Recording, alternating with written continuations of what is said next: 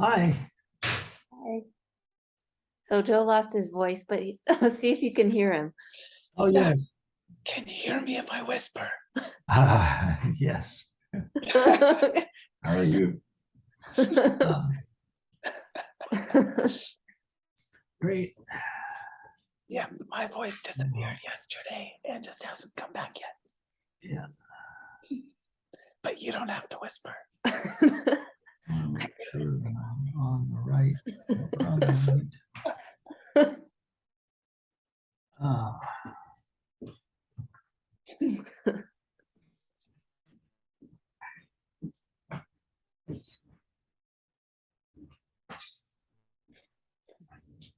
Just want to check on the code here. It's 919. No, it's wrong. Yeah, that's why it's wrong in the invite, but we figured out it was 919 without the one at the end. Oh. Well, so it's wrong on the invitation? Yeah, You mean it's 9191 on the No, invitation? yeah. yeah, Yeah. Can you but the change code that? was 919. Yeah. We think we can change it here. That's why nobody else is. That's because we're so clever. Actually, it's because I remembered that happened before, Jonathan, and you told me to try 919. Oh, Alex? yes. Why? Why not? So we're the ones who's doing this. Yeah.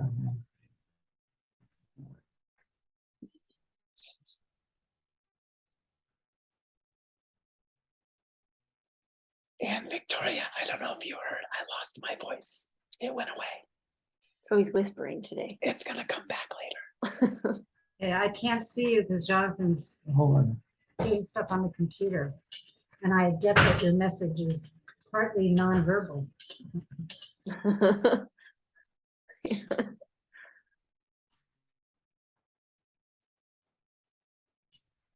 We have our daughter and son-in-law here.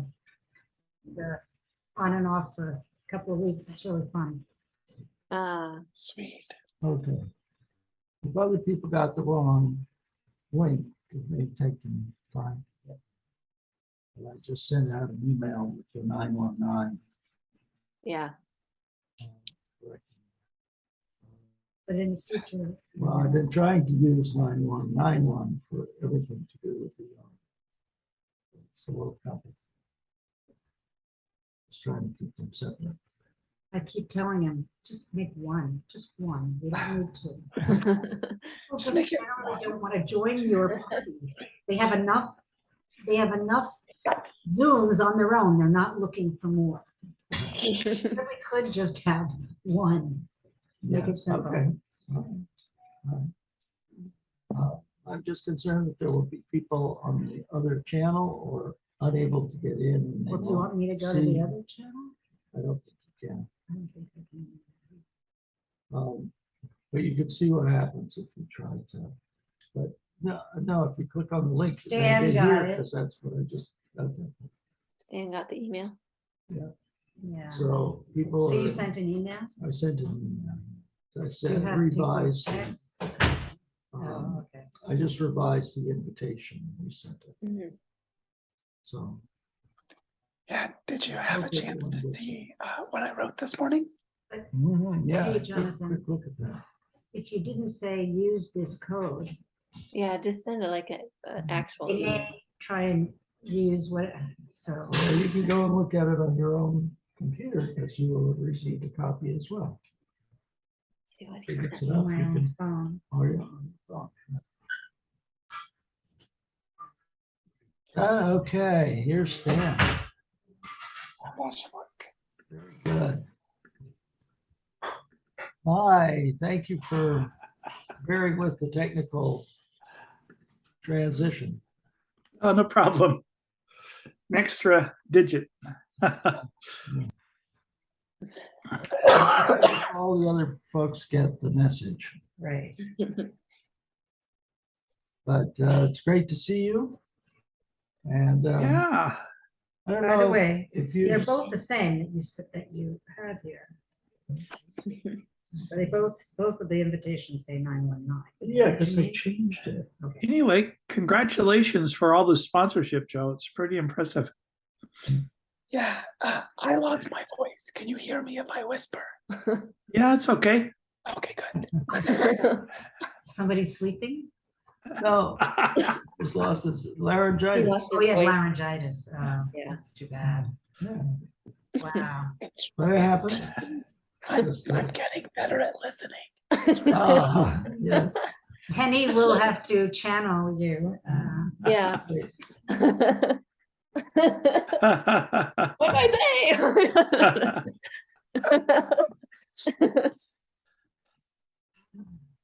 Yes, all for a good cause.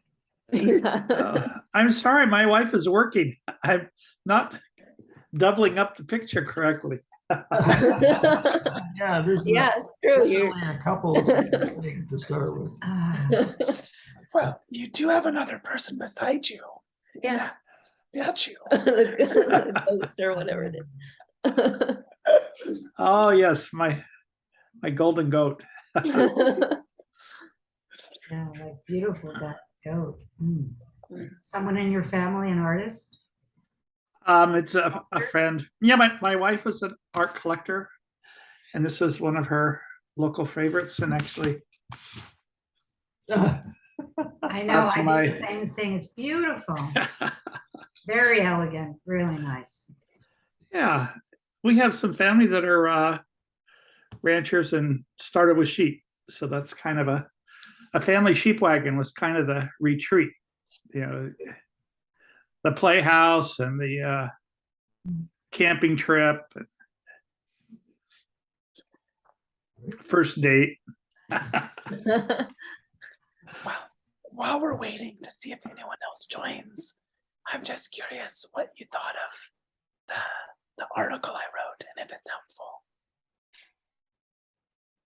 I Did think you I see an article? downloaded the PowerPoint, but I didn't see the article. So is it on the On ER. ER. Yeah. on ER? Okay. And I didn't really read the article. I can say I love that chart. I've saved the chart, looked at it many times, the double bubble of Which one? Of a bioregional investment platform. Oh, yeah. I have it on my desktop here, this one. Oh, yeah. Yeah. Yeah. I think that's great. The place-based and the validated pattern language. Mhm. Yeah, I feel like once people understand what that graphic means, it's gonna be a game changer. Mhm. Yeah, I'd like to hear that Say again. that again, or could somebody else say that for him? He said, He said once somebody understands that chart, he thinks it's going to be a game changer. And I agree. I've tried to explain it, and I'm crappy at it. But I love that lecture, and I particularly love this slide. But I haven't got it. I haven't got it down yet. It's good though. We tried to go through this, Jonathan, with Todd and with Travis, but they see the picture, but I don't think anyone's got it yet. yeah. right. Well, it's because it's new.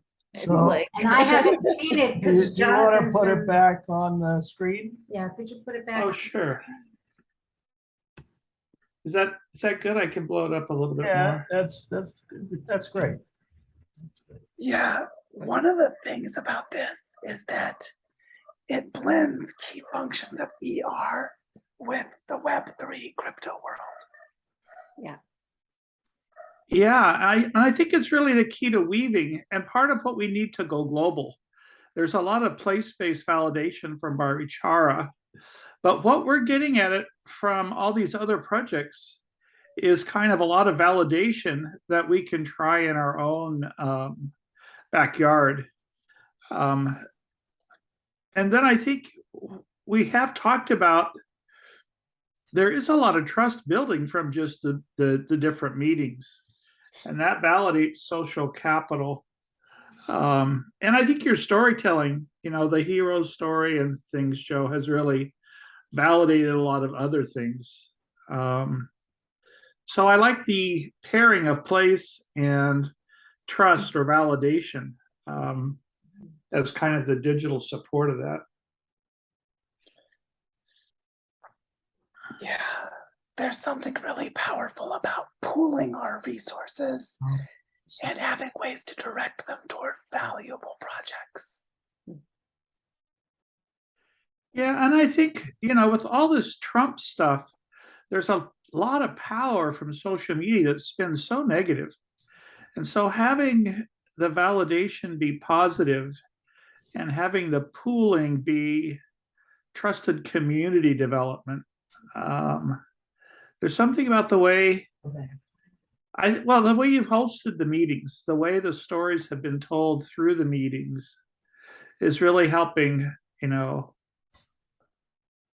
place have better meanings, have better sharing.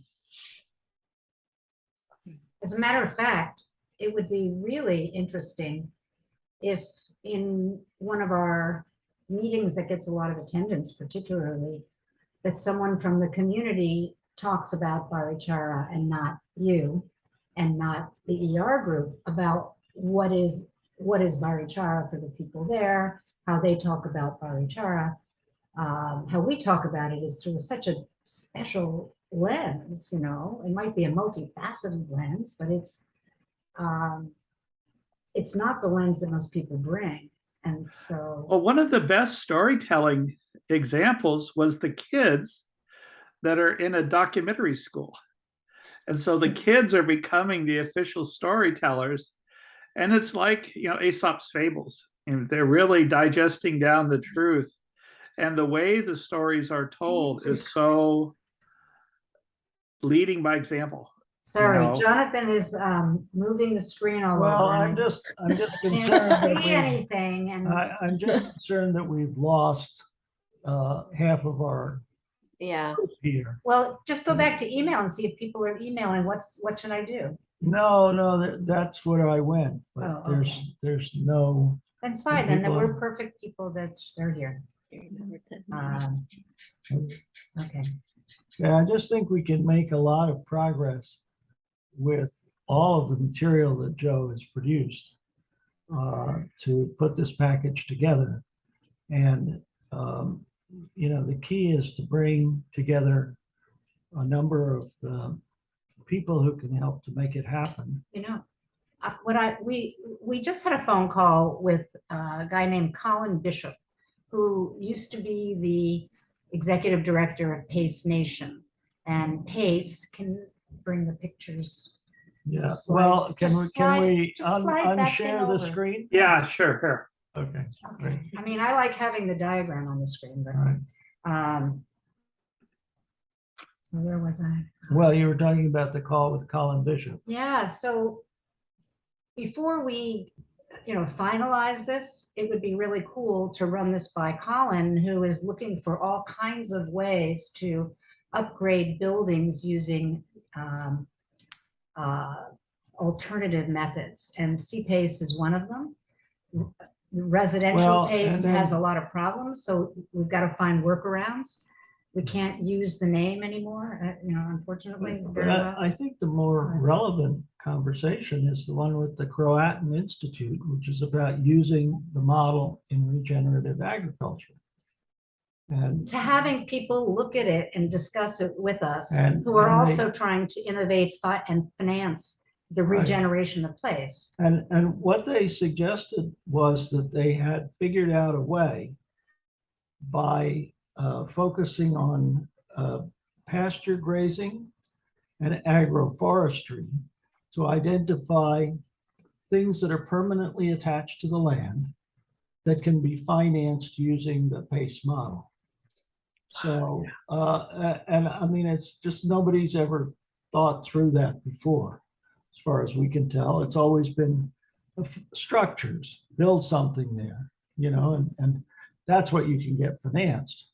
But the idea that you can get this financed on a 20 to 30 year time frame, because there's a revenue stream that But comes here's the off it. interesting thing, even if it doesn't go as far as paying for the labor to harvest, that you can follow PACE laws and deal with water in your area and have that infrastructure. You know, it might be built out of local materials, but you're creating an infrastructure that But this is all minimizes just, floodwaters. you know, this is all in the US. Really, this call is about raising Oh, I'm money sorry. for Barichara. And, you know, a couple of these guys may be able to help, but the real key is, you know, taking the package to the right people. And that's why I'm concerned about losing our team. Yeah, I just shared in the chat the article I wrote this morning, which was the slides turned into an explanation. Right. Could you maybe send out something on Telegram to people who might be trying to get into the meeting? I can do that. You know, the code has changed and they just need to put in a different code. Why didn't we think of that? Yeah, Well, What is the official communication of this group? Have we established it yet? that is the Telegram channel. Okay, I'm not on it. So Well, I should be on it. yeah. Can you invite Victoria to it as well? 919.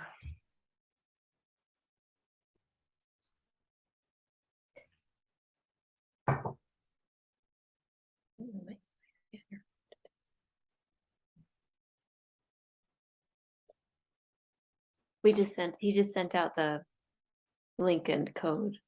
Yeah. We can invite you, Victoria, after or maybe you can do it now. Sure. Put that on. I've never used Telegram, so if there's anything. Yeah. Oh, if you're not on in their it, it own. might not be. Well, I did look through the article. You know, it's very readable. I recognize the slides, and I just sort of skimmed through to see if the explanation sort of followed what I'd understood from the webinar, and it seems more clear. I could go back and read it better, but I think you have really good storytelling, and I also really like that it's graphical, so you can really. I pretty much memorized the pictures. No,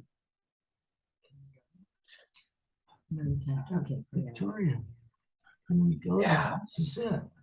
I was thinking this article is good as a conversation starter to send it to people that have conversations, because the links go to a lot of rich content.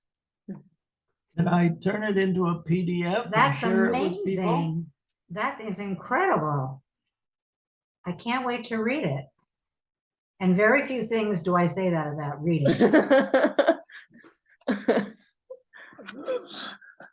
I can't wait to read it because of what Stan said, because it's readable, because it's done in an attractive, inviting, enrolling way. So thank you. Since I couldn't speak, I had to write. But I do find your graphics to be so much friendlier than most people's style. Yeah. You know, it's gentle. Is there anything you want to say? Yeah.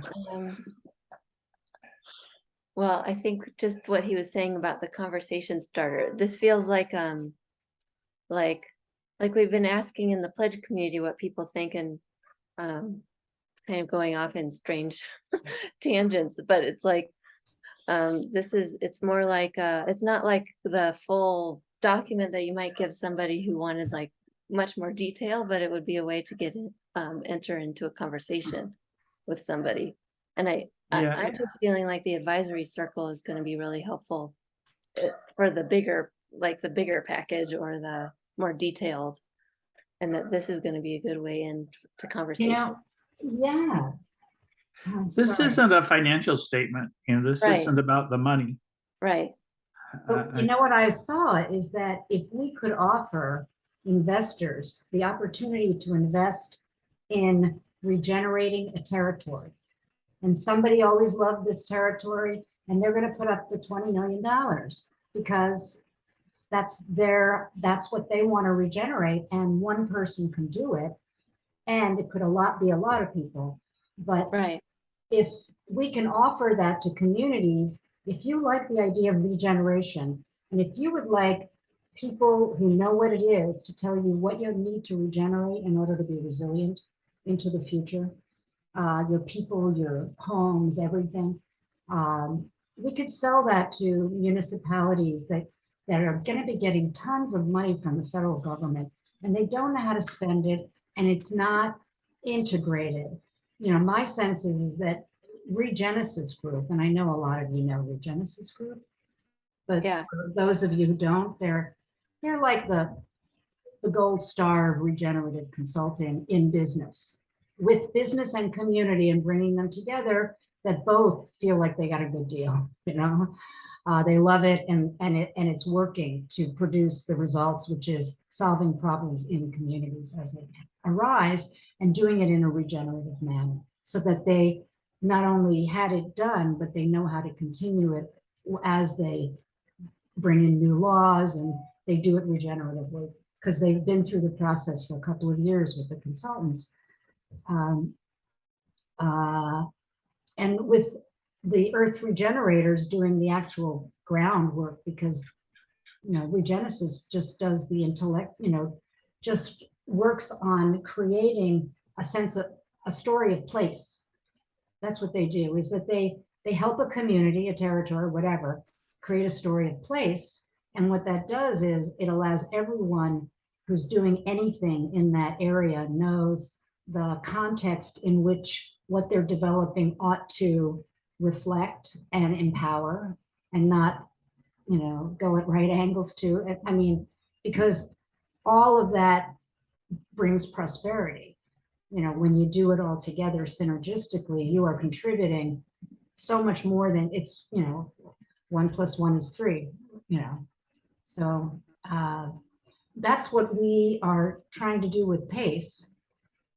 And that is where, you know, I think where it's going. And to the extent that we could do that in suburbs, in rural areas, in, you know, we map out the land, and we have investors invest in regenerating, and then, you know, we have all of these areas staked out, and people can pick, oh, I like that one. No, you do that one and I'll do that one. And they put in their millions because they want an impact. They want a holistic impact that will last, because they're as cynical as we are, the donors, the big donors.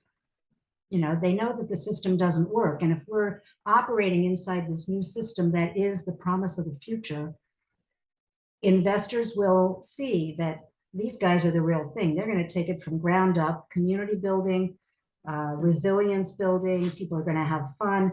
We're going to put people to work pulling weeds, getting rid of invasive species, and paying them, because investors are investing in the things that we just can't get enough volunteers to do. But if you pay people, there's a ton of people who would love to do that all day, because they'd be outside. And it would be, no, you know, you build a whole community, all the learning and development programs for all the jobs that will be required to do what the consultants and the community lays out. And there's usually some really pretty smart people in the community that they understand the geography, this and that. So they put together the plans, but it's an experience of coming together, everyone in the community from their angles, and having it all talking from one place is amazing compared to all of the, I mean, working in the nonprofit sector in Rochester is nuts. Take And it easy, shouldn't be. Victoria. Sorry, I'm sorry, I'm on my soapbox, but Please. it's, we aren't going to get there using the old infrastructure of how things work.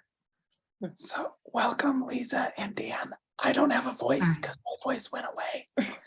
So Hey. I'll whisper loud. One thing that was really evident to Brian and Susan in Toronto, who are supporting us, is that showing a fully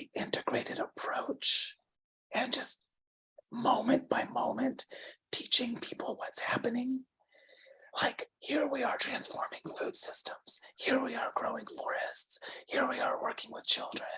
Here we are working with trauma, and it's all part of the same thing. People will take vacations working at home inside of this community effort because they're learning new things. You know, they're designing a new revenue stream. I'm sorry, I get extreme. Barichara. I'm talking about generic. I'm Yeah, talking yeah, about. no, a I know, tool. but Well, what we found is that it is impossible to be generic. Absolutely impossible. It must be context-based in place. Each place will evolve its own version. And this is huge. It's a really big difference from the commodity. I didn't mean a template like So that. like, Yeah. what I mean to say is that we're looking for people to fund what we're doing here because they'll see a pattern language for how to create integrated landscape solutions. right. And with the Earth Regenerators Network, we'll be able to spread this in a way that's very different from someone like Common Land or Eco-Agriculture Partners that are brought into a specific place. We can spread this story across the global network while we're doing it. Does your vision also include all of the community development work Well, that that's the heart of everything. creates? What? That's 99% of the work. So I think create that's the the most story of place. Okay. Yeah, I think that's the most impressive thing was in the video where you were sort of showing it. It wasn't about this is the investor's chance to do something, unique. It was about the people coming together. They'd already been there. The territorial people had been doing 7 different things, but they weren't coming together. And this school had been doing its thing, but it wasn't coming together with the territorial thing. But somehow in the Earth Regenerators version of that, they're synergistic. And it's not about making the land more valuable for some investor's portfolio. It's about making it a cool lifestyle for your daughter. And look at all these kids, they're so happy. And listen to their stories. They're so incredibly engaging and regenerative, in the way they can be told. And then these other stories, it's the stories of people when they go there, they see, oh, wow, there's this rare tree, or, oh, wow, there's this rare bird, or, oh, wow, it's changed so much in 3 months. But I think it's the diversity of that. And then it's not something new. It's not like Joe came with this new technology, this new pitchfork or whatever. It's just pulling grass and getting people to understand the history of the trails and appreciate the trails for what they are and the landscape for how the water could flow and how the plants could collaborate. And actually the plants, are synergistic. So some plants support other plants. And I think it's those kind of stories that makes Barichara so compelling. It's not like this is the best coffee plantation in the world, or this is the ecotourist destination for your Learjet to come by, This is, But it's not like the Loess Plateau. It's not like just one big valley that's going to turn green and 500,000 acres of plants are going to come out. It's going to be a authentic place. It's going to have a mixture of food and forest. It's going to have a mixture of young and old. It's going to have its own watershed. It's going to have local rain. But I think it's that authenticity. It's not new. These are the old patterns. These are the traditional patterns that we want to the old seeds, right? These are the heirloom patterns. So it gives us a better feeling of diversity, but it gives us a better feeling of completeness. And I really like, the validation idea. There's a place, but it's the validation of that place. I think that's what Joe is doing for a lot of these people, where they've been working on this project and Joe says, oh, that's really valid. This is so important. And it's not for what they had been saying, it's for something a little more cross-linking. Yeah, I have a good example of that where Camila and Vicky have the bioparque and Angela has a reserve that's like 300 meters away and they didn't talk to each other. And I became friends with each of them. Then I invited them to the advisory council and said, everyone on the advisory council is doing the best work in practice. And they were all like, whoa, everyone else, what are they doing? Mhm. And it was deeply validating. So could that become the basis for something regarding the currency? I mean, That was the basis for the Barichara Regeneration Fund and distributing funds to 15 projects. And I then think the foundation. I think the way to think of it from a financial point of view is the word trust. Joe was really finding common things that they trust about each other for the first time, and an interest in, I really liked the first thing, we were trying to buy some land and the family didn't really want to sell it. But in the end, the family ended up donating land into a trust because they wanted to have their land managed the way we were talking about managing the little piece. And I think that's kind of the trick. You meet somebody and you understand their project and say, oh, that's such a cool project. And it would be so cool if it flowed from this thing to that thing. And then they do the same thing with the other project, but they flow towards each other. And I think that's a bridging, it's a trusting, and it's a kind of, well, I kind of learned the word weaving from Joe. But to me, it embodies sort of seeing a fabric, instead of just a thread or a rope. So can we constitute it legally as a trust, or is it already constituted as a trust? Where do you see that coming in? We're setting it up as a foundation that has multiple community funds. So it's like a portfolio of funds where each fund is a portfolio of projects. And the territorial foundation maintains coherence across them. Okay. Yeah, so that's the way, if you were doing real estate development, that's the way you put together a stack, right? Of investment stack of public-private partners, right? There's certain public tax things that are contributing to the infrastructure payment. There's certain, and the tax base has got regulations for transportation, regulations for water and sewer. There's lots of layers of just public tax write-offs or tax benefits, TIFs, tax investment funds. And then there's the private sector contributions for, the electricity, the utility will put in some parts of the infrastructure. But in the end, it's, maybe a building or a building. Well, in the OMSI project, there was a building company, but the real champion of it was the Indian tribe that wanted to use it as a headquarters. And it was that story about the headquarters that all the other investors were tying to build out their portion of the portfolio. And so, the Barichara territory has got a great story of how it represents a quality of life. But then there's different components that have to be part of that quality of life. Some of it's for the kids' generation, some of it's for the local, family, some of it's for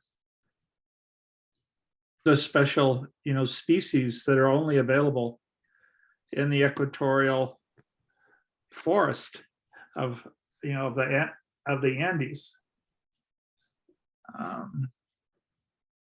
So I don't know if that helps, but it does make sense to me that it's a portfolio or some sort of a partnership of investments. So welcome, Stephen. I don't have a voice. Still don't have a voice, huh? Yeah. Nope, it's been 2 days. That must be a relief for Penny.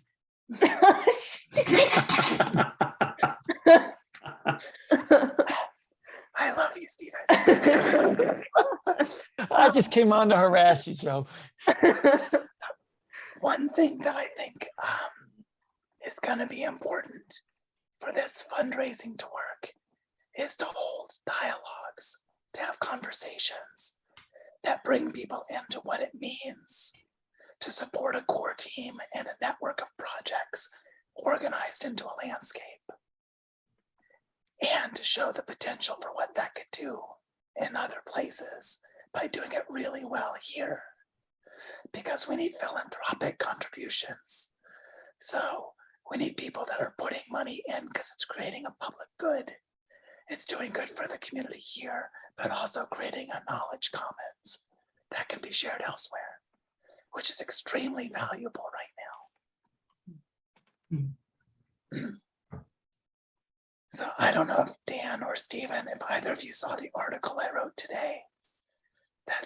I put it in the chat, but I don't know if you've seen it. I'll put it again just in case. Oh, that's not. Yeah, I won't have Yeah, I seen was it. reading it because- when I saw your note here about this call. I have a We could- question. We could put it on the screen and you could go through the main parts of it as part of the flow, if that made sense. Yeah, I could do that. Yeah, I'm sorry, I came in late and at the end of Victoria's comment about generic something, and you clarified, which is all well and good, but Victoria, was there some other fine point that you wanted to come loop back to that you were mentioning when Well, Joe I clarified? just really see the investment opportunity, with willing investors who are educated and who want to make an impact and believe in the holistic principles, that they would have such competent people doing this so that it sticks. It's not something that bounces off, it doesn't work. Right. 2 years later, it's built for the long term. My question is for Joe, when you talk about the value that you're creating, how do you talk about the community, where the community is brought along and what the community can now do that it couldn't do before? And that might be something that's done by specific people, or it could be the same people who do the others, but it's definitely community building is such an important part of what you're doing. Yeah, why don't you kind of present the thing in overview? Yeah, really all you see here is, this is like an informational packet, just putting it in one place. So it gives like a brief introduction and then goes into the history, says what we're trying to accomplish, says what we want to do next, gives links to 15 or 20 hours of videos of background content. So people can go and see as much richness and depth as they want. Can I ask about the relationship of this territory to the Amazon basin? Everything to the east of the mountains is the Amazon basin. Okay. And what are the impacts of what happens here for the Amazon basin? It's more the other way around. As the Amazon collapses, which is in the process of happening, it's going to have dire effects on us. So we need to reforest enough that we have a stable regional climate that can withstand the loss of the Amazon. It's the other way around. I see. Wow. Wow. I don't know that anybody's talking about that, are they? Are you the only one? I mean, that is amazing. I mean, I never heard that. Yep, I've talked about it in a lot of my intro to planetary collapse talks.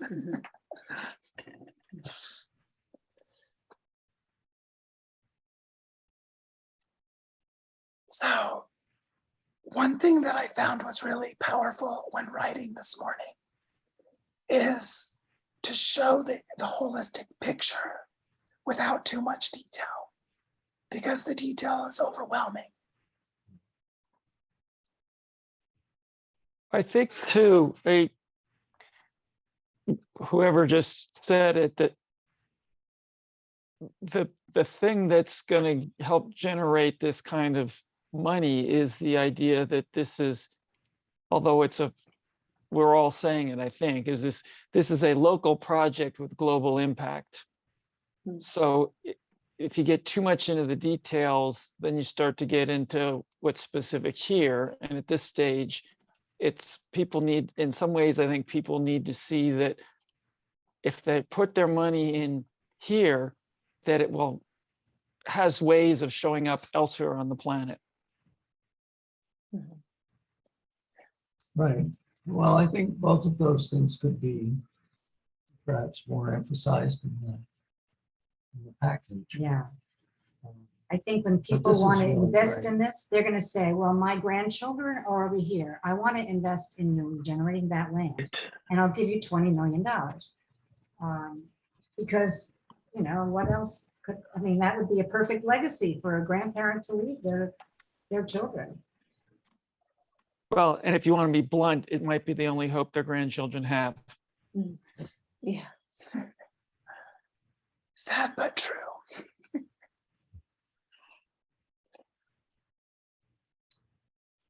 I think it's really interesting that kids are the way you get parents to behave. So parents won't let their kids down. And so when your daughter, you know, asks you, when Greta, you know, Yeah. asks the adults to step up, you know, who doesn't want to step up? You know, I think you can't let the kids down. They believe in Santa Claus, you know, it's that kind of thing. And so to me, the Barichara location in the globe is really interesting. You know, the Andes are interesting, the equator is interesting, and the plant life is really unique. So it's very special, and it's got a lot of biodiversity. So it's a special place. But I think the cool part about Barichara, the Earth Regenerators' impact on Barichara is the way the stories are told. And I just loved that school that had the kids telling stories. I think that's so powerful. And I think that will have the most power in my neighborhood, right? It's not that Joe's figured out how to pull weeds. You know, I spent the morning pulling weeds. I know how to do that. And, you know, I wear hard-toed shoes when I use a pickaxe. I still have my steel-toed boots. So, you know, I think that part is interesting, you know, and it is impressive how fast nature can recover. Even nature shows are starting to show that nature is able to recover if we don't keep abusing it. But I think it's the way Joe is inspiring the others. So when I see these workshops, it's not Joe giving a lecture from on high about how to do biochar. It's some local guy who was doing biochar already. And now people are realizing what he was doing is cool. And it actually helps them. And the same thing with those territorial foundations. They were all doing good things. But somehow they figured out now that they could actually help each other more. And there's some older stories that they could be sharing with the local people, and that would keep them from selling out. You know, the risk that people see coming is lots of philanthropic money coming in and doing something weird. And Joe came in, he didn't do stuff weird. He did stuff with them and said, oh, that's a good project. How can I help? Oh, that's a great project. Did you see that other project? They should see this. And I think that's the kind of thing that is shocking to me, that this colonial guy came in and was willing to learn their language and learn their history and try to get yellow feet like like a native, you know. Yeah, I see that if we could do this everywhere and have people know that they can put part of their legacy, their will into regenerating this community, and that every community had a place where people knew that their money was going to be multiplied, you know, in the impact, because they can do it together. And it's about regenerating what they love, and to create the trust in the community, that this trust will be used to take care of the people and the One not thing just I the like, people, the living things. Yeah. one thing I like about the way it's been done is, you know, sort of break it down into something anyone can afford to do. So people that are passionate about the planet can help. But then I think the idea of bringing in bigger money. So one of the things I like in the fundraising thing is some benevolent donor, instead of just throwing in a chunk of money, they'll say, I'll match whatever, you know, the real people in the street want to do. I'll double it, or I'll triple it, or, you know, quadruple it. But then it means nothing happens until a real person wants to contribute. And then we'll try to give leverage to whatever that person was thinking when they contributed. That's a different feeling. And I think that makes it feel like it's not some banker investing in coffee or whatever, you know, parrots or whatever. It's more like friends of the story in some way are inspired, and then people want, you know, then they're matched in some bigger way. But I think that's kind of why the refi guys are interesting, because they do bring a multiplier effect. If you can somehow trust them, if you can somehow, and I think that's partly why they like Barichara as a test bed, because it is based on trust. It's not based on a ton of money. It's based on, you know, world-class trust. Where did that come from? Some white guy came in here, you trust this guy with your precious land, your most precious land, right? I think that's a very compelling story, but you have to sort of be in it. You know, it doesn't come like in a pledge campaign. We're trying to raise 500K. It comes more in, wow, this is how you save the world. This is how you make your life meaningful. I like what you said, Joe, that there's some trauma. I think people are traumatized and they're investing in helping with that, not just helping with plants. And what I see for this to be successful is that there'll be a lot of people who just get involved and learn and spread the word. So they may give $5. They just contribute a small amount, but the sharing of story is really powerful. And then someone will come along who could afford to give $100,000, and we don't know who they are, but then they just show up, because that's what consistently happens when we operate from a place of deep integrity.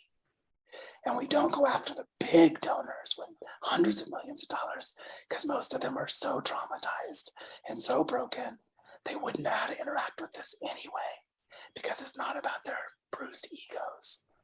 And so I wouldn't look to really wealthy people.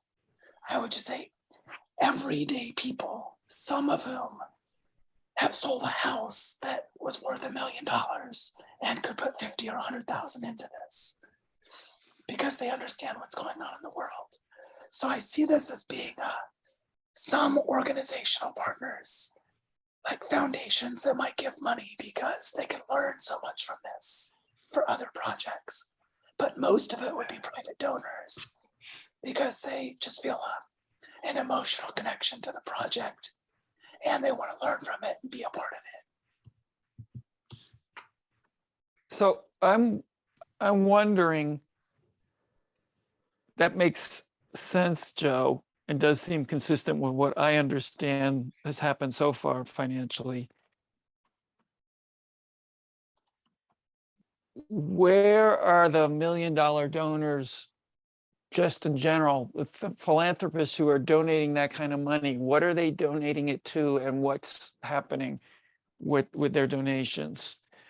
I guess what I'm getting at is I'm fishing for is there a way to demonstrate that this is, I mean, the only thing I have the immediate comparison is this is better than investing $100,000 in a windmill farm, Yeah.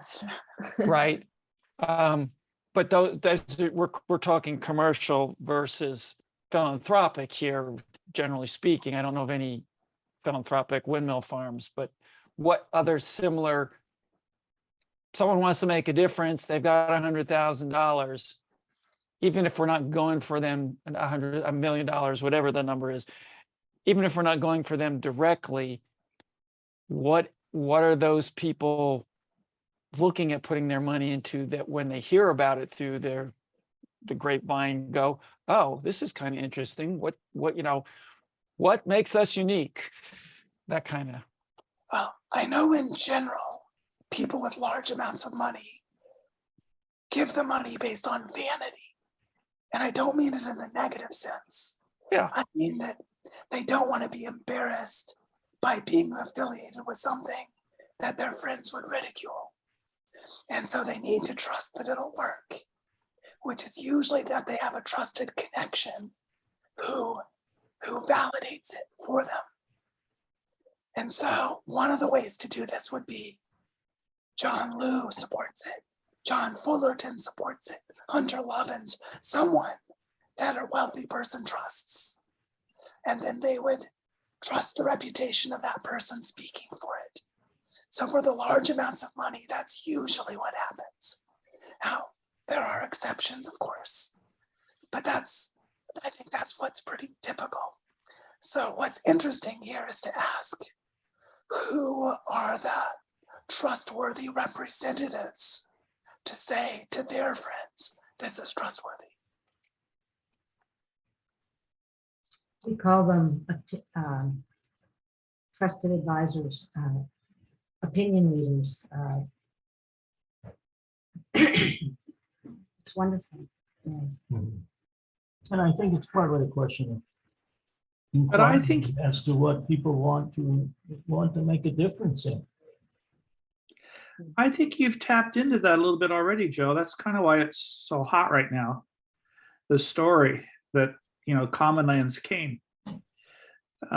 Because you've been a Templeton fellow before, so you have the integrity and the David Sloan Wilson, access to the knowledge.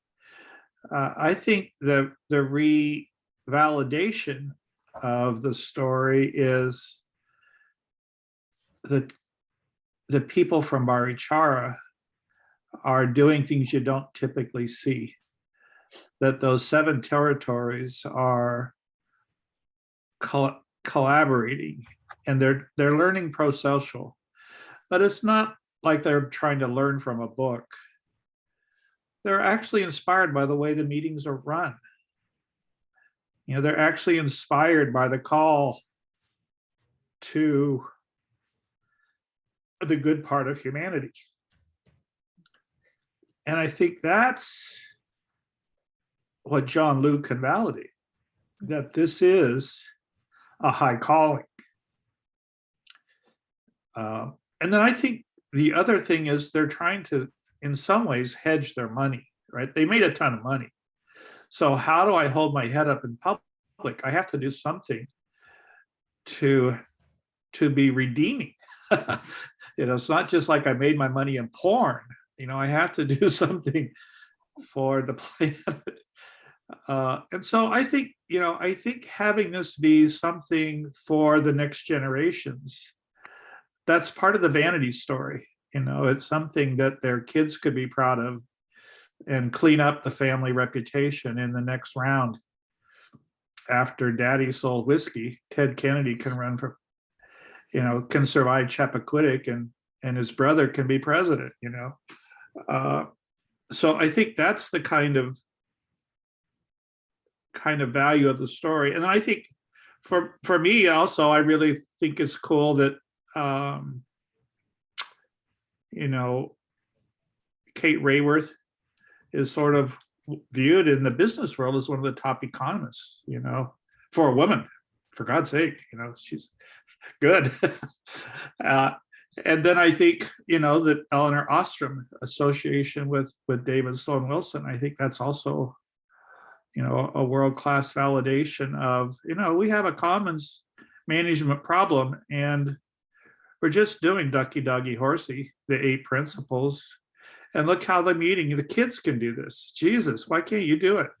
Look, here's the documentary. This is what we're doing, you know. Joe gives us a documentary on the learning journey, 8 steps at a time.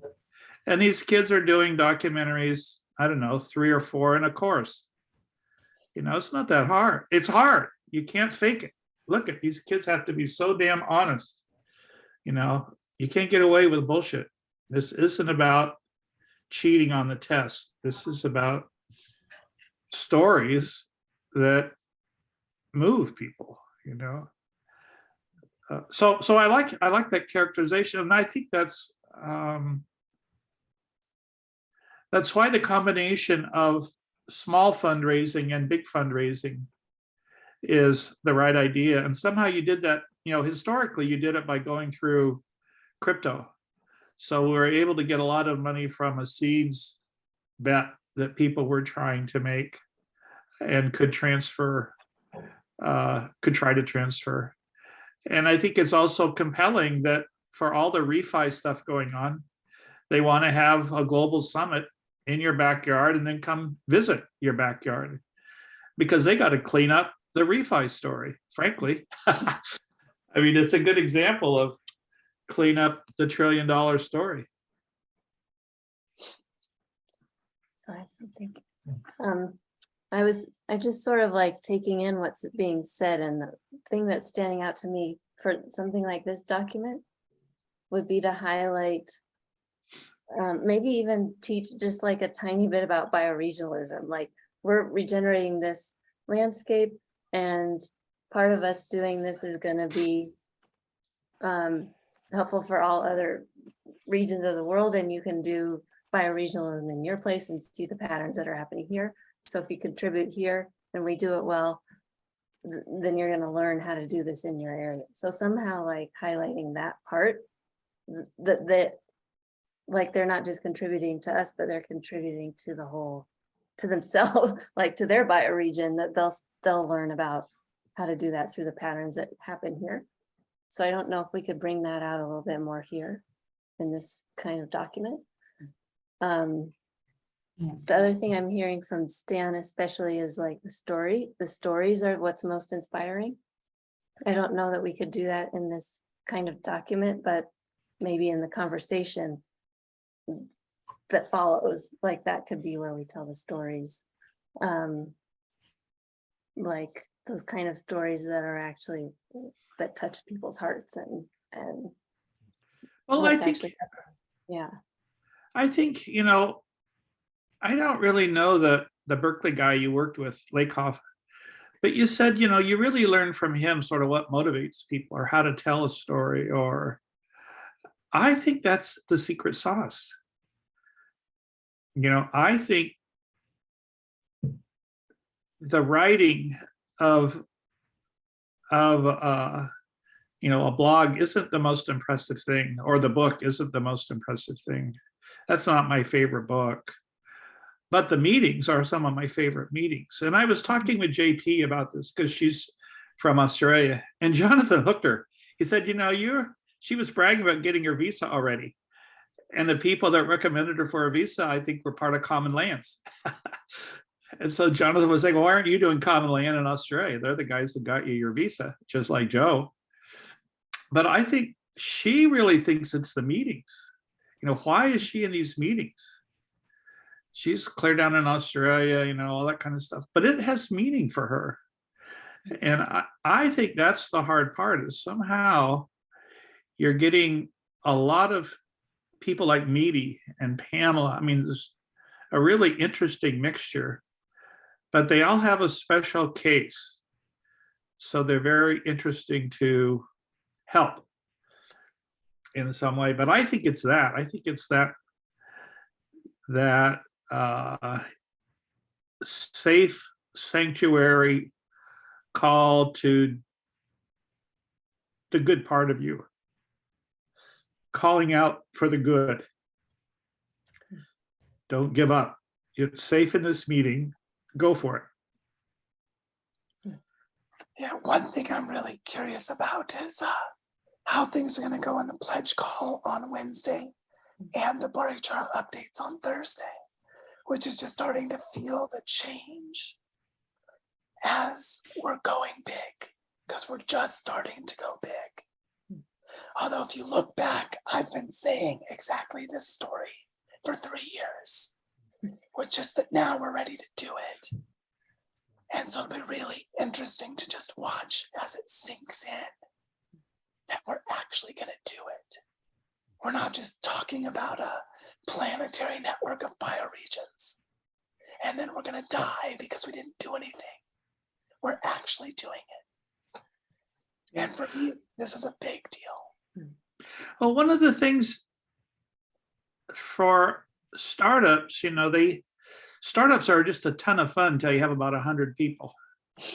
And then you go big, and you buy a new office, and then that's when a lot of them fail. They sort of argue about who gets the corner office. All of a sudden the stock options are worth a ton, whatever.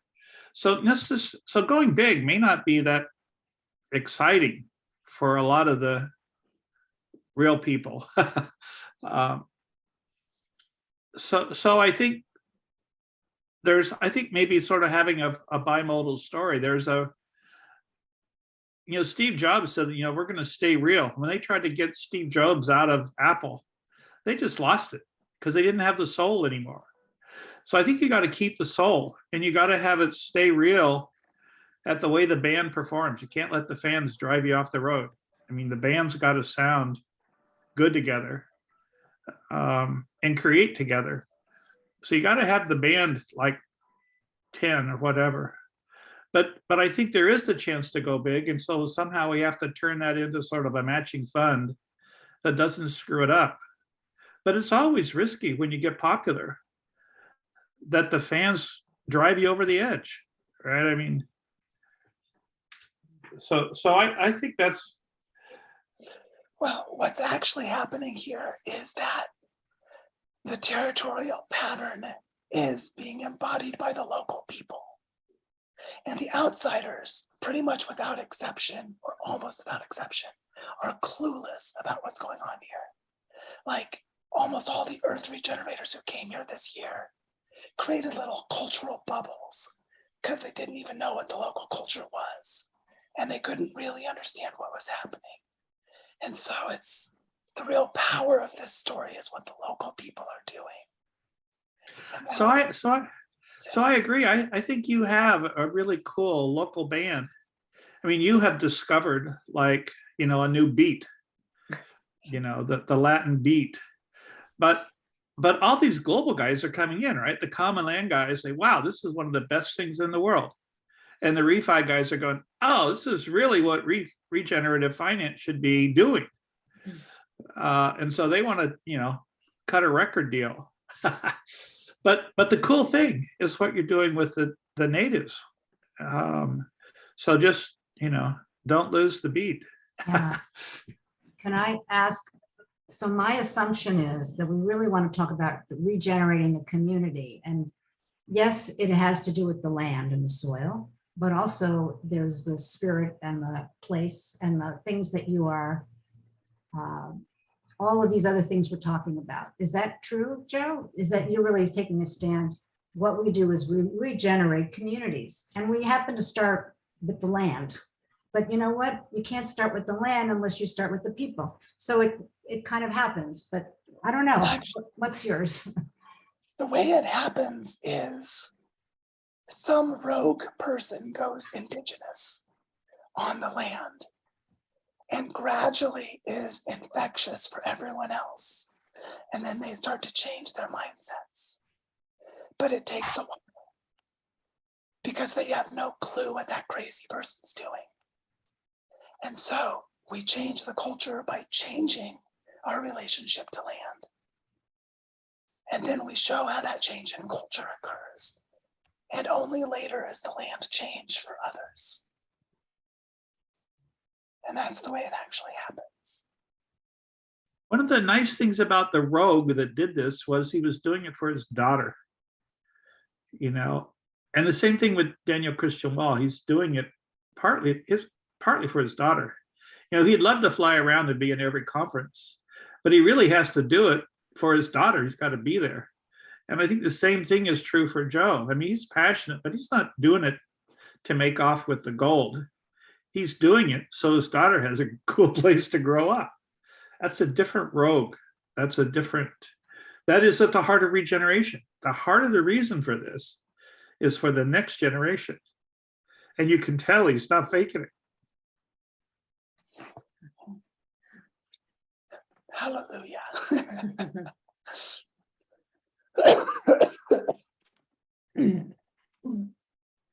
And you can tell that's what's happening with the plants too.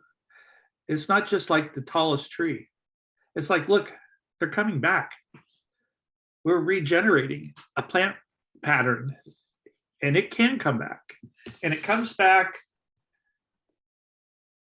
fractally. It comes back naturally, exponentially. It comes back power law, you know.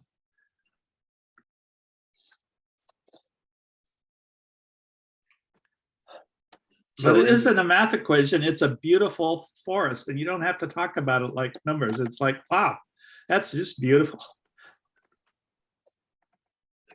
So if we were going to use this deck, anybody was going to use this deck to, I'll say, make a pitch, you know, to talk to people who might be potential donors. You know, I don't know that I could do that yet, but, you know, I have to read through it a few times and think about how I would want to lay this out to somebody.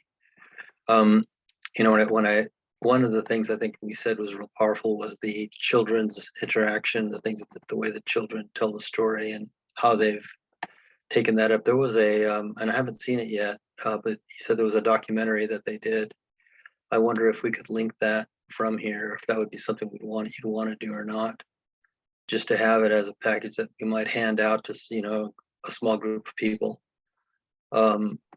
You know, as I imagine myself on a Zoom call or at the front of a room, and I've got this thing up and I'm flipping through it and talking. But everybody else has a copy on their laptop and they can reference it anytime they want. And then they've got that record to help them remember and to think about it afterward. And maybe they don't donate anything and they walk out of the room, but they've got this thing on their laptop or in their email. And then they can flip through it. And if they wanted to know more about this or that, it looks like the way you've got Earth Regenerators, Cello Foundation, Pro Social World, et cetera, you've got those in blue. Are those links? And would you want to have links from here for reference, you know, for people who would be considering making a donation after they walked out of the pitch?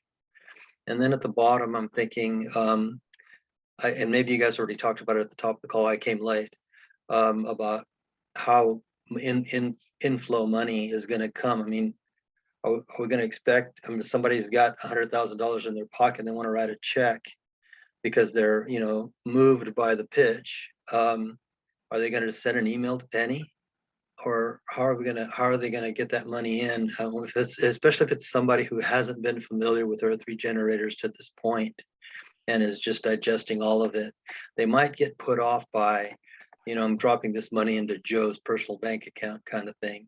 No offense, Joe, but I'm just saying, you know, trying to point to that aspect of this. And I'm just trying to add some 2 cents here to help this thing move along. Right now we have Possible Planet, which is Jonathan and Victoria's nonprofit, can receive the money.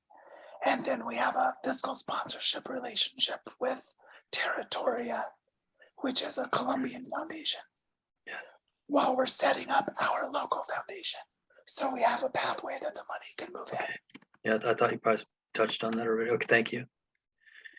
That's really all I can think of as far as any kind of improvements or, additions. I think all the other comments I heard are great. Everybody's comments. I'm happy and proud to be part of this. My own story, I'm just not sure how I want to tell that. I was so moved by all this. I've been watching you for a while, Joe, and it's not because of you so much, it's just because of the way this whole story has unfolded. The authenticity, the weaving, the collaboration across, I'll say villages, smaller communities, and then the Earth Regenerators Network. That's why I decided to throw in so big my own personal, contribution. But I'm not sure how that gets told, because it can be, I've told it to a couple of close friends, and their first thing is that I'm making a big mistake and stay away from Colombia. They're just going to steal all your money. Of course, Yes, the colonial, exactly. capitalistic thinking, is just so prevalent. So anyway, I don't know why I said all that. I guess I'm just kind of sharing my thoughts on this. Thanks for letting me have the gavel, the baton for a second. I'll pass it back to you. No, I think what you just said is really important, which is how do we convey trust in what we're doing? Yeah. With it being we, not they. Like, what are we doing?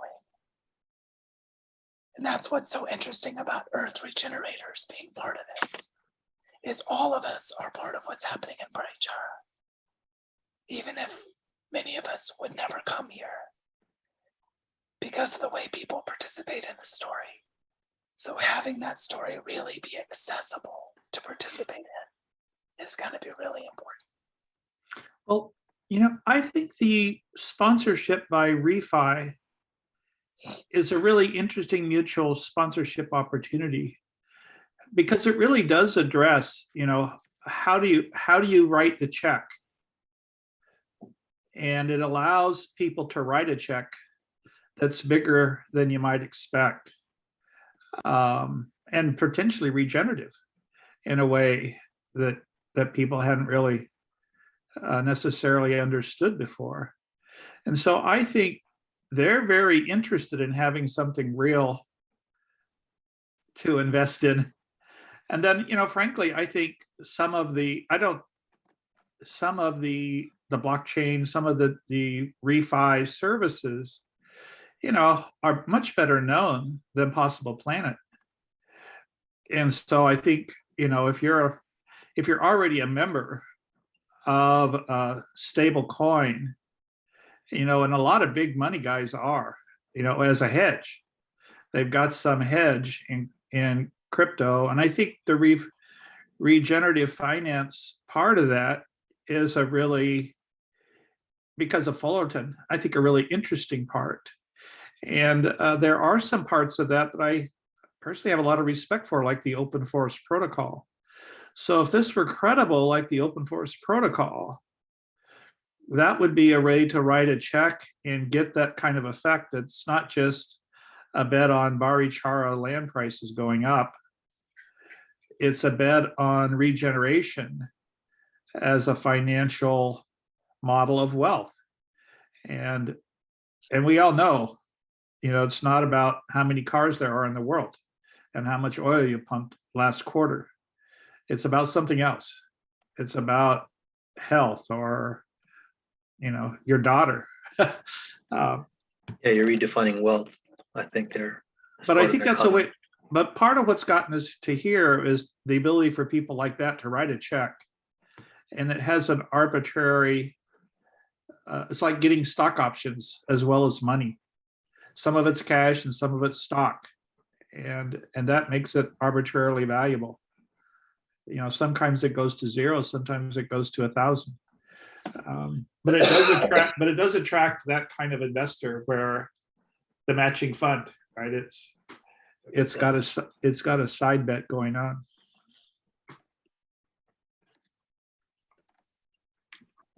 Yeah, you've done a great job, Joe. We just need to learn how to pitch it. Yeah, I think the way to learn is to practice. Just with our friends, talk to them. You can even say, I'd like to practice pitching something, Yeah. you know, like, but I think that one of the keys in all of this is for more of us to realize we have power to do something. Instead of that rich person, that connected person, that elected person. But we can do together what we need to do. And so I think of us as prototyping a culture of giving that starts with a focused project like this, but then generally can be redirected to whatever the community wants to give to, because they've learned how to combine their resources and make decisions together.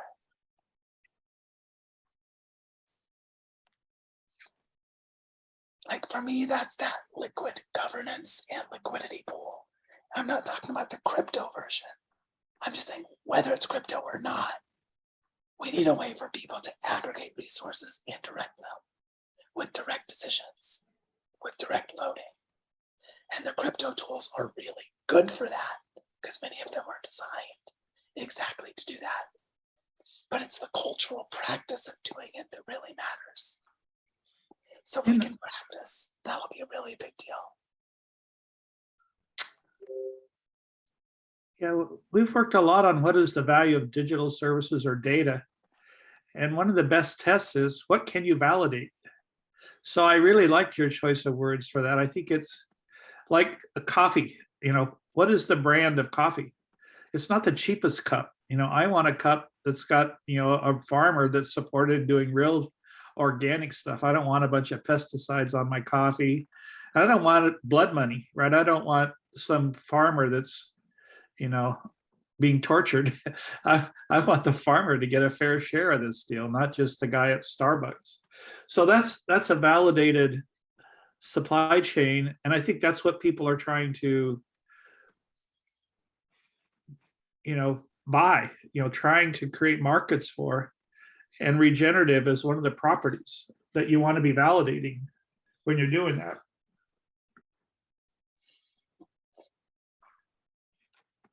So I wonder, is there anything else we'd like to discuss before we close?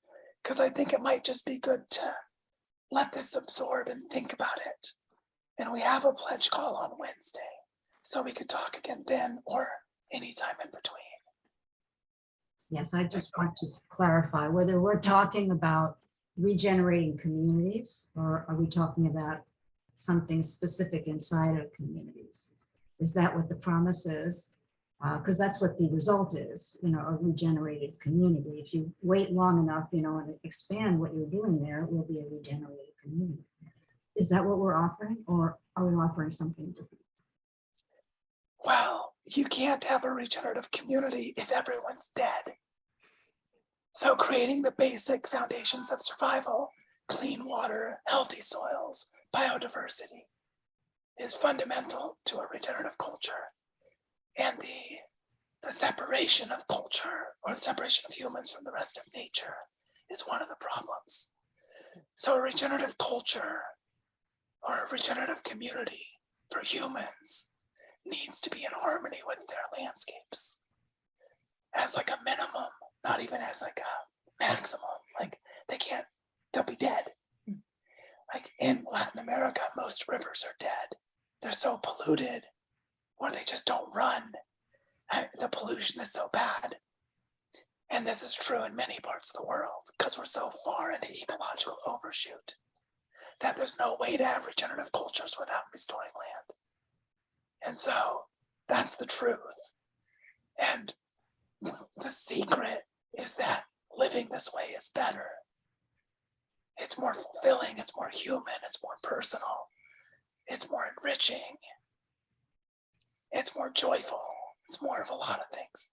But you can't really sell that until you've done it. People realize it as it's happening because they have to work through all of their traumas to be able to feel it again. Well, here's the thing that I would like someplace in there, and I haven't looked at it at all. It's that we're creating the foundation for a regenerative community.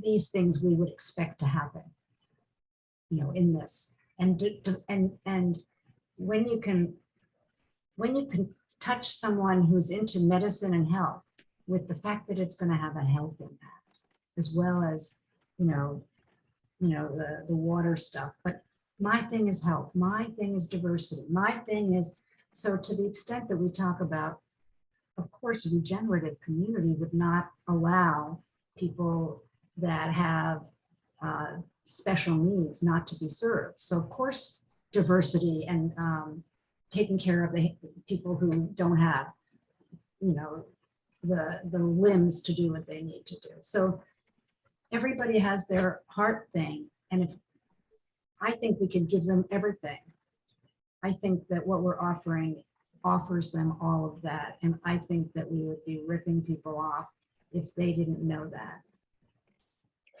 I think that's partly going to be, well, first, I agree. And I think it's partly multiple storytellers. Yeah. So each of us tell the story in the way that resonates for us. So to talk about health, maybe something you're really passionate about, whereas someone else may be really passionate about biodiversity, like Gail Cole. And so each person talks from their place of passion because it's authentic, but then they connect it back to the holistic picture. And this teaches people to think ecologically, because ecological thinking is an interdependent web, and everything is connected. I like the subtle thing Joe did when you said community. Joe said culture. And then in explaining culture, nature is part of culture. But when you say community, people don't necessarily think of nature as part of community. So I like, Joe talks about cultural evolution. And I think that's part of our challenge. And this is a showcase of cultural evolution. Not just earth regeneration, but culture regeneration and a broad meaning of culture. Absolutely. That's absolutely true. I love that. I love that because that's what I'm up to. To me, it translates into community, but culture is great. Thank you. So I have a question, since I'm taking Regenesis course, the regenerative practitioner. To what extent, because I think they do different things than what we offer in Earth Regenerators, or they have people trained. You could be doing all of that, but you don't want to be doing all that. You want to be doing what you're doing.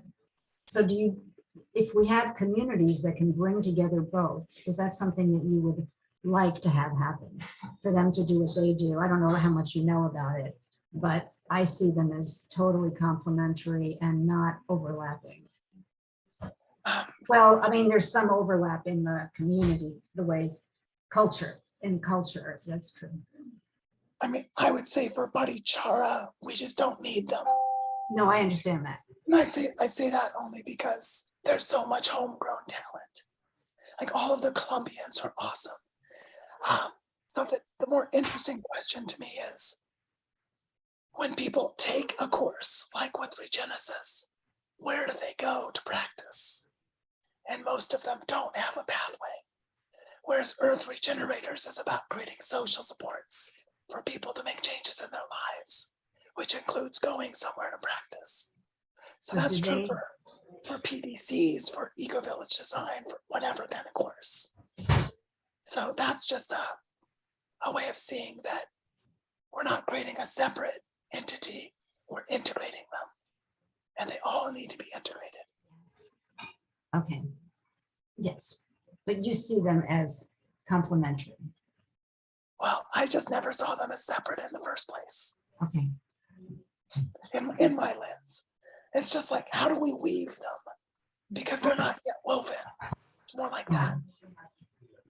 Okay, great. Well, I think, again, that's why the culture meaning is so valuable.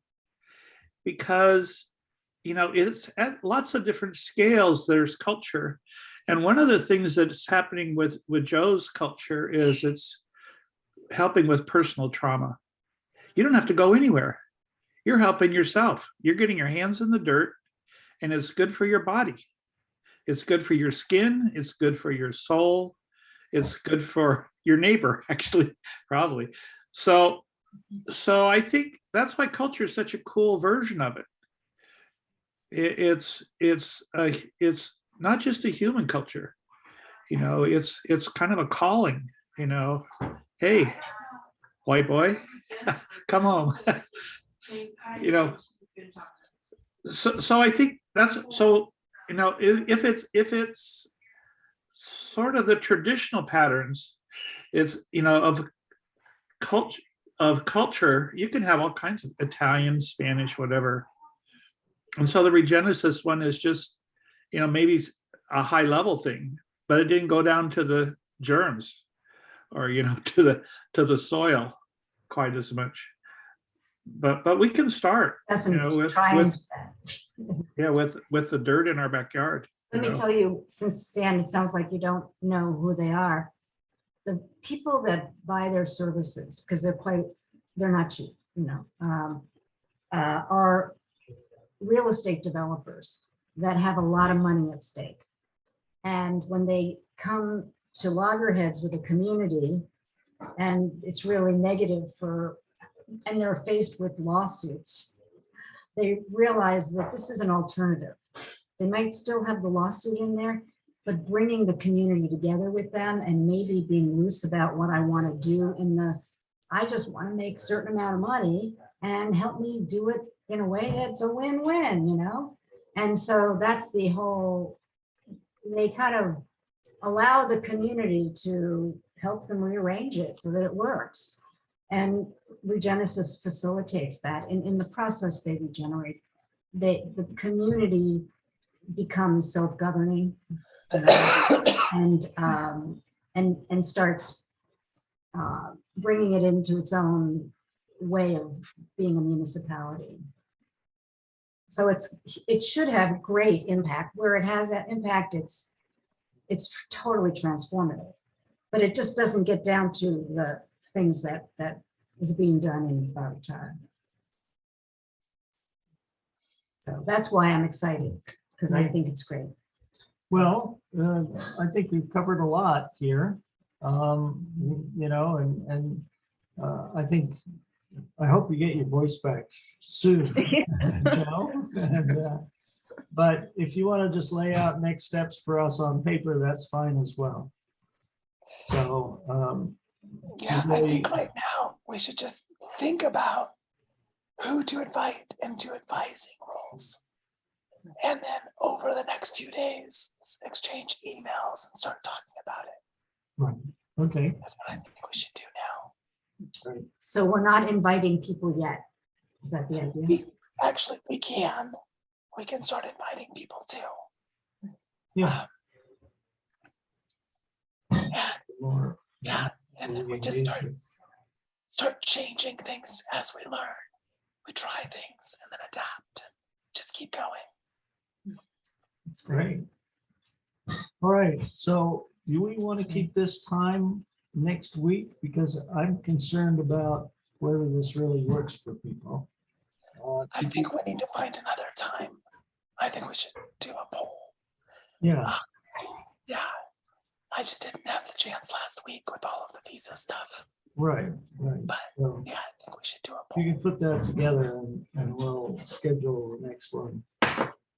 According to what works for the greatest number. Yeah, that That'd be sounds great. good to I me. have a request. I don't know if you know, but I have a diagnosis of ADHD in this kind of last month. And obviously I've had this all my life and didn't know it. Good for you. Laughing. So when you hear me blurt out, that's a total ADHD thing. Like I just can't wait. This is so important. It's funny. It's ridiculous. But that's why it got associated with the whole idea of boisterous little boys, because they can't hold themselves back from their excitement. That's where it started. But ADHD is so different when you start looking at it. It's just, and it, So I realize that I have a different perspective than people who don't have ADHD because my brain works differently. And so things that you guys that don't have ADHD find, they call it neurotypical, you have no problem scheduling and planning and, you know, doing things you don't really like to do, but you do them anyway. And people with ADHD, their brains don't work that way. And they get distracted about 1,000 times in the trying to do one thing. But we get all kinds of other things done too. So Stan, do you know somebody like this? What's the bottom line? So my request is to help me understand what's normative and what is behavior that isn't. Because maybe people haven't been telling me, or I haven't gotten the message. Jonathan hasn't been able to convey to me how, whatever it is, and I don't listen to him because he doesn't listen to me. Well, no, there's got to be room for the creativity and for channeling the Yeah, creativity that's right. into a practical form. Yes, that's That's right. all. So my job in the next 30 years or so is to channel my very creative energies into the results that really I'm committed to. Transformation. And I've always been into transformation. That is who I am, you know, transformation, everything.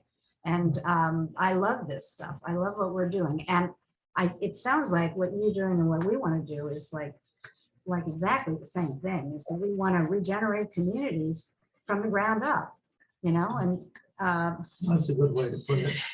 And, Yeah. so we'll post the video I think and that's better. send the link, okay? It's better because, you know, we are decarbonizing buildings and recarbonizing soils. But I like what you just said. What was that? Regenerating community from the ground up. Oh, regenerating communities from the ground up. I think that's Sounds like a tagline to me. yeah. Great. All right. We'll see you next time. So you have Just to let give us me, know you have to when. give me honest feedback. That's what my request is. Whether you do it publicly, and as my son-in-law says, I have no shame. He thinks I have no shame. Well, he has no idea, but it sounds to him like, since I've gotten through so many things through my transformation, that I just can't be ashamed of those things. And I'm not willing to give them up.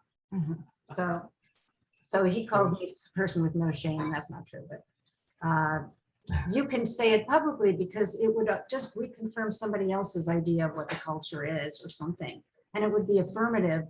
And you never know, a lot of people I tell about this find out, oh my gosh, I have that too. That's how I found out. And that's how my friend found out because I told her. So it's really a gift to tell people that someone I hope that you respected has had ADHD all my life. And I've had a lot of failures.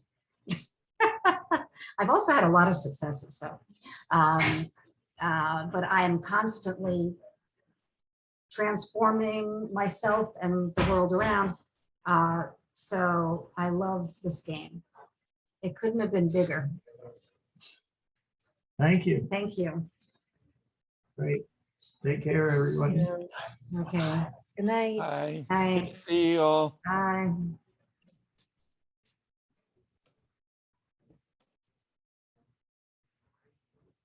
So was that